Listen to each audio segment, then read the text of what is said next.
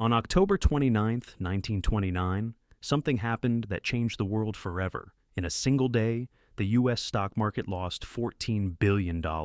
Within a week, $30 billion. Within 3 years, 89% of its value. But here's what they'll never tell you in history class. This wasn't a random crash. This was the greatest robbery of the people in human history. And the most cunning part of this heist? The victims still don't understand who robbed them. This is the financial historian, where money, power, and history collide. And nothing is ever as simple as it looks. To understand what happened in 1929, we need to go back a decade. After World War I, America was experiencing an unprecedented economic boom. They called it the Roaring Twenties. Cars, radio, electricity, skyscrapers. The country was literally reaching for the sky. The stock market was soaring. Every taxi driver, every housewife was talking about stocks. It seemed like wealth was growing on its own. But here's the paradox. This wealth wasn't real. It was built on credit, on debt, on promises that couldn't possibly be kept. The Federal Reserve, created just 16 years earlier in 1913, was pumping cheap money into the economy. Interest rates were low. Credit was available to everyone. Banks were handing out loans left and right. And people were taking those loans and pouring them into stocks. Sound familiar? Because this is the exact same playbook you're seeing today. Cheap money creates the illusion of wealth, and then the illusion shatters. By 1929, 90% of stock value on Wall Street was purchased on credit. People were buying stocks by putting down just 10% of their value. The other 90% borrowed money from brokers. This was called buying on margin. And it was a ticking time bomb. Think about this for a second. You invest $100 of your own money and buy $1,000 worth of stocks. If stocks rise by 10%, you double your money. But if they fall by 10%, you lose everything. And if they fall more, you're in debt. The entire system was built on the belief that stocks would rise forever. But history teaches us one thing: what cannot continue forever eventually stops. In September of 1929, the market peaked. Then it began to fall, slowly at first, then faster. On October 24th, Black Thursday, panic began. Nearly 13 million shares were sold in a single day. Prices collapsed. But here's what's interesting. That day, a group of the most powerful bankers gathered at J.P. Morgan's office. Thomas Lamont, Charles Mitchell, Albert Wiggin. Names you'll never hear in school textbooks. They announced they would support the market, and for a brief moment, it worked. Prices stabilized. But this was a trap within a trap, because while ordinary Americans believed the crisis was over, these same bankers were quietly selling their own stocks. They knew the worst was yet to come, and they used that knowledge to save themselves at everyone else's expense. On October 28th, Black Monday, the market fell another 13%, and the next day, October 29th, Black Tuesday, came the complete collapse. 16 million shares were sold in a single day. Ticker tapes were running hours behind actual prices. People didn't know how much they had lost until it was too late. By the end of the day, millions of Americans were ruined, but this was only the beginning. Here's where the story gets truly dark. Because the stock market crash itself shouldn't have led to the Great Depression. Markets had crashed before. Economies recovered. But this time was different. And the reason was the Federal Reserve. After the crash of 1929, the Fed did something inexplicable. Instead of flooding the economy with liquidity, as it does today during every crisis, it contracted the money supply by a third. Over 3 years, the amount of money in the U.S. economy fell by 33%. Imagine this. The economy is suffocating from lack of money. Banks are failing one after another. People can't access their savings. And the central bank, the only institution capable of stopping the catastrophe, deliberately makes it worse. Why? There's the official explanation: incompetence. They didn't know what they were doing. But let's look at the results. By 1933, 11,000 banks had failed. That's 40% of all banks in the country. Millions of people lost all their savings. Not some, all.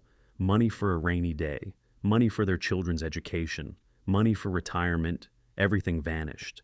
But here's the paradox. The largest Wall Street banks didn't just survive. They grew even bigger.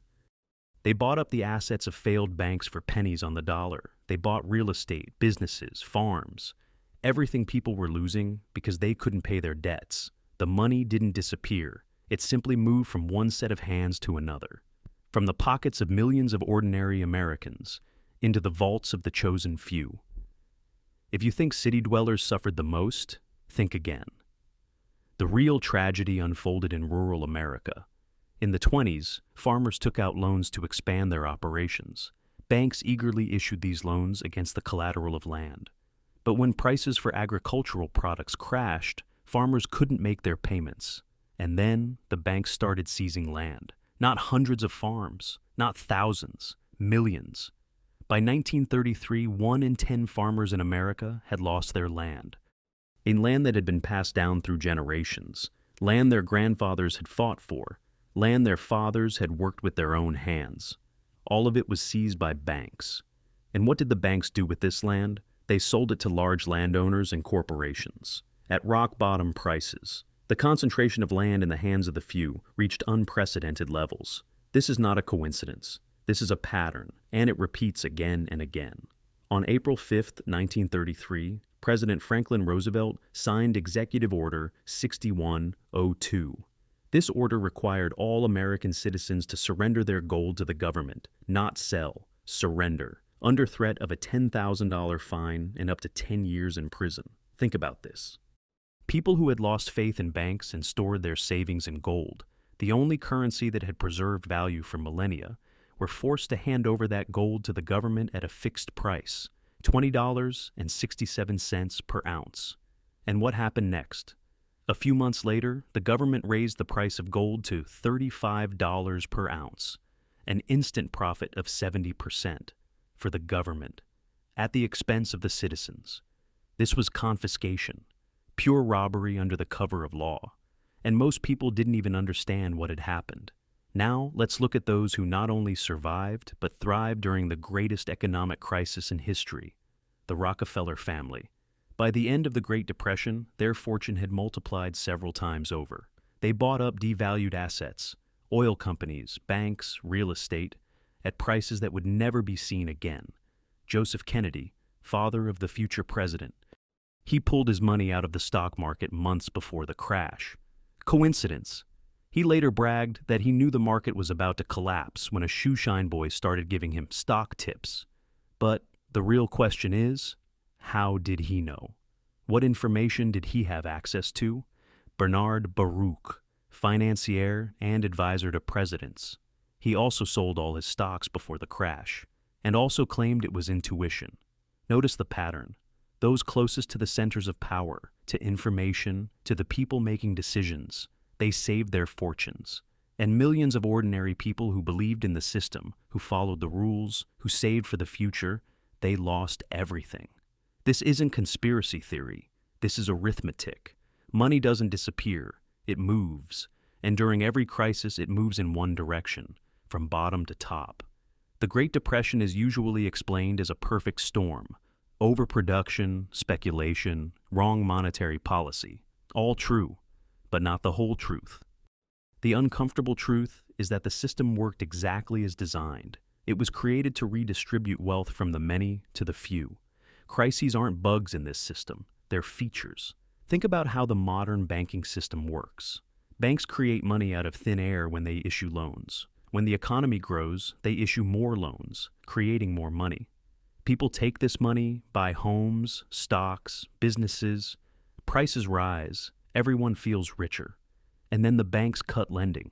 Money becomes scarce. People can't pay their debts. Their assets, homes, farms, businesses are seized and sold. To whom?